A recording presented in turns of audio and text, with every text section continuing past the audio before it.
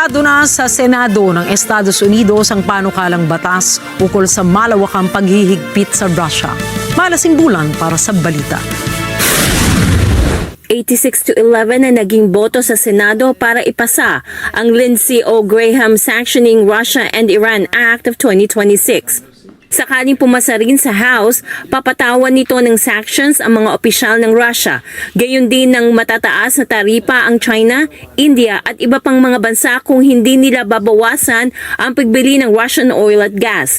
Gayunman hindi sapat ang malawakang suporta sa mas matinding sanctions kontra Russia upang tiyakin na papasa ang batas sa House. Nangangamba ang ilang mga mababatas na bunsod ng naturang mga taripa, lalong tataas ang gastusin ng US importers at consumers.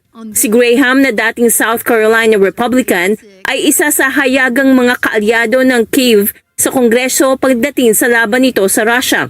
Layunin ng kanyang bill na dagdagan ang economic pressure sa Moscow kaugnay ng giyera nito sa Ukraine. Kabilang din dito ang pinalawak na sanctions sa Iran na isinusulong ni Pangulong Donald Trump. Unang isinulong ang mukhahi noong April 1, 2025.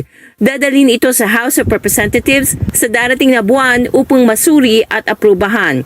May simbulan na 25 Americas para sa mata ng Aguila International. Trusted, connected, on point.